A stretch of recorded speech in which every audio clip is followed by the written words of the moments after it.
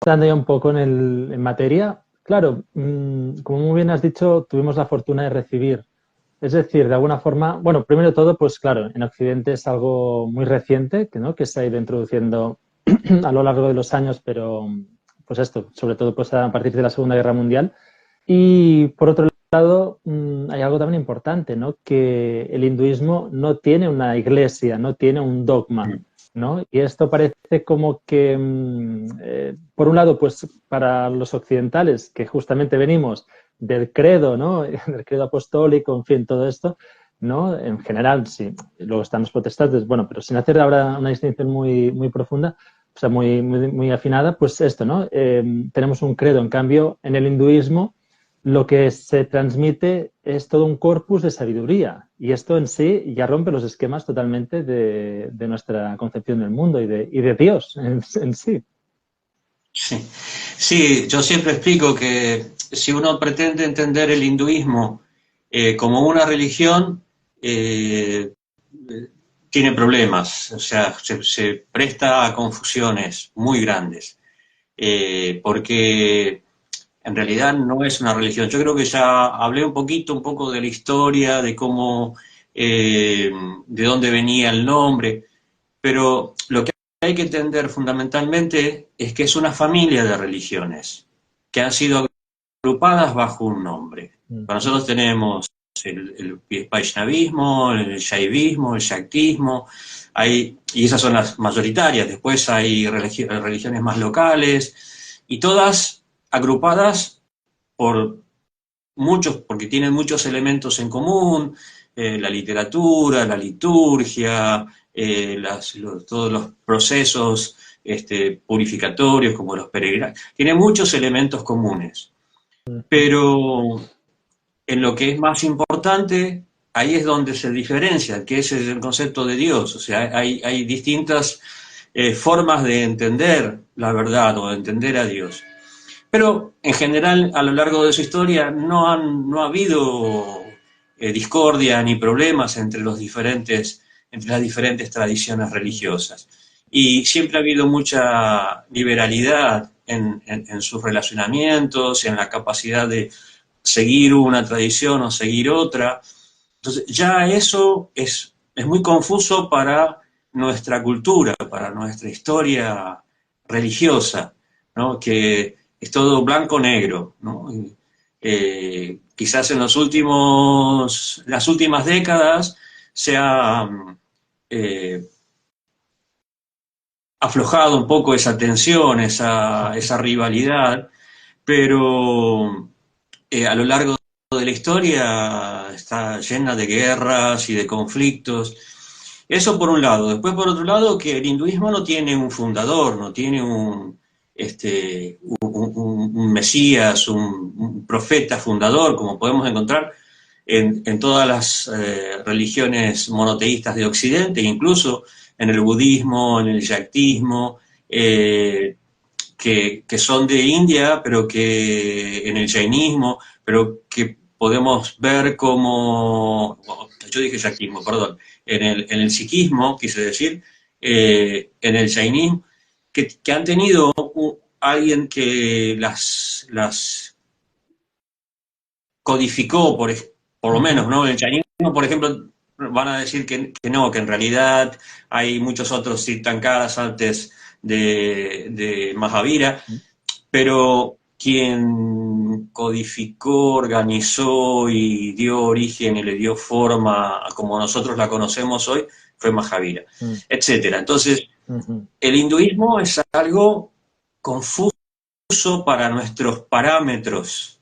Entonces, hay elementos que son esenciales para poder entender cuando yo me refiero al hinduismo, de qué estoy hablando, o si me relaciono con un hindú, con quién estoy hablando y de qué puedo, qué intercambio puedo tener en base a lo que yo conozco de esa persona.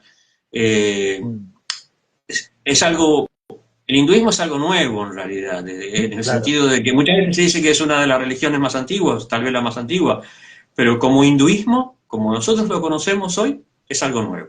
claro.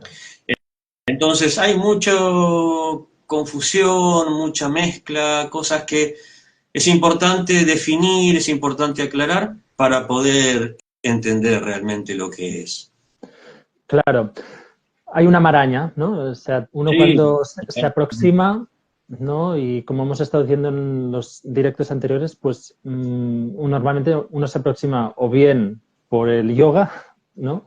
O bien, o sea, la práctica de yoga, sobre Hatha Yoga, sobre todo entendida. Luego, si no, se aproxima a través del Tantra, que es algo también que se ha dado mucho a conocer, ¿no? Pues a través de Osho, en fin, ¿no? O sea, llegando pues esto, ¿no? Como a inundar, digamos, el concepto de lo que es la tradición hindú. Y luego, si no, a través del Vedanta, quien tiene más una orientación pues, más estudiosa o más filosófica, sí. metafísica, ¿no? Entonces, normalmente son, o sea, como que nos encasillamos en Occidente, pues, a través de estas tres vías, ¿no? Pero una vez uno empieza, pues, a sobrepasar, digamos, lo que es la superficie y empieza a profundizar, se da cuenta de la cantidad, ¿no? De esto, una maraña de conceptos, de gente estrafalaria. Unos son sadhus y los ves, pues, esto, ¿no? Como con harapos y gente que parece que sean extraterrestres. Luego otro se encuentra, pues, con ritos, ¿no? Hasta no me acuerdo cuándo fue cuando digamos, se eliminó, ¿no? El rito del sati o de la sati, ¿no? Porque es una diosa, ¿no? Es decir, ¿no? Es Sí, decir, y claro, eso fue en el siglo XIX, ajá, pero se siguió practicando durante mucho tiempo. Es exacto, algo que está terminantemente prohibido, pero también hay, qué sé yo, las castas están prohibidas y claro. siguen existiendo y muchas otras cosas por el estilo, ¿no? Claro, entonces uno, ¿no? Es como que entra de golpe en un mundo que es conceptualmente la antítesis, yo me atrevería a decir, de lo que es Occidente, ¿no? Y a todo esto quisiera decir dos cosas, ¿no? Por un lado decía Friedrich Hegel, el filósofo, ¿no? Decía que Oriente nunca se despertaría de su eterno sueño, ¿no? De alguna forma, pues, aludiendo al hecho de que, bueno, Hegel argumentaba que en India y en Oriente pues no ha habido nunca filosofía, ¿no? Porque, en cuentas, pues siempre ha estado ligado a la cuestión religiosa, en fin, ¿no? De Dios, teológica, etcétera, ¿no? Y que, por lo tanto, no ha habido nunca filosofía. Y, por otro lado, también estaba pensando pues en el principio de Apaurasheya, ¿no? Es decir, que es el principio de que es un conocimiento no humano, ¿no? Entonces es como un choque, como digo, tan civilizatorio y a la vez personal, ¿no? Porque es como que te invitan bueno, ahora entraremos con más detalle, ¿no? Pero a la renuncia, o sea, a ser sannyasin, o sea, ¿qué es esto, no? ¿Cómo puede ser que yo renuncie a mi vida? O sea, ¿cómo renuncio? ¿No? Entonces ahí entramos en un colapso porque nosotros venimos justamente de una lógica que es la aristotélica, ¿no? Que la aristotélica dice que no puede haber contradicción en el principio, digamos, ordenatorio de la realidad, ¿no? Entonces, claro, esto rompe totalmente nuestros parámetros. Sí, pero fundamentalmente es falta de conocimiento. Porque si, a ver, primero Hegel entra en un grupo de estudiosos, académicos, pensadores que recién estaban entrando en contacto, ¿no? Eran los primeros contactos en el siglo XIX con Oriente, con la India, y todo estaba envuelto en una aura de misticismo extraño, exótico, y con una influencia europeísta, colonialista enorme. Entonces, mirando hacia Oriente con unas ínfulas de superioridad enormes, que ayudaban a justificar el control sobre esas tierras, ¿no? Como iba a decir, por ejemplo, Rudyard Kipling, Mm, la pesada carga del hombre blanco. mm, mm, mm, Eh, mm, Hoy la historia está mostrando de que eso fue un momento particular y estaba basado en el desconocimiento, en la ignorancia de la cultura china, india, japonesa, ¿no? En esas culturas tan ricas. Después, en el siglo XX, en los años 60, cuando comienza a haber un contacto más directo, no solo de los académicos o no solo de las fuerzas colonizadoras de Occidente, sino un contacto más abierto a partir de, no sé, del viaje de Vivekananda y de muchos otros gurús que vinieron a Occidente. A nivel popular comenzó Occidente a abrir los ojos a, a todo ese misticismo, siempre envuelto en un aire esotérico, místico. Muy, muy esotérico. Sí, y poco a poco el mundo académico ha ido profundizando más a partir de los años 70, de la década del 70, 80, y cada vez más se está revisando, se está reviendo toda esa imagen que venía siendo arrastrada desde el siglo XVIII, XIX, de una cultura incomprensible, o, bueno, de acuerdo a los parámetros de Occidente, ¿no?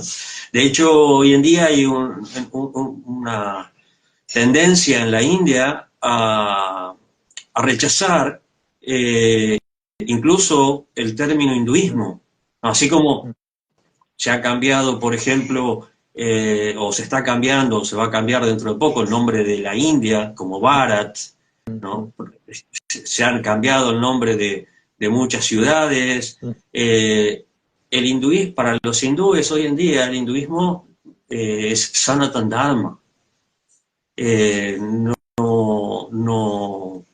No siguen aceptando tan sumisamente el nombre de hindú, porque es un nombre foráneo, es un nombre impuesto por fuerzas externas, por pueblos que han entrado por la fuerza, se han impuesto por la fuerza a lo largo de miles de años. Entonces, hoy en día se está revisando tanto desde afuera como desde adentro esta imagen tan confusa de lo que es el hinduismo. Y bueno, yo he tratado de seguir un poco en esa corriente, en esa línea, no desde un punto de vista sectario, fanático, como miembro de una religión, sino también académicamente. Yo hice mi licenciatura en estudios orientales en la Universidad de El Salvador, en Buenos Aires, después de haber estado 10 años en el templo. Wow. Y vi que hacía falta entrar o presentar un enfoque más académico de una cultura que es muy rica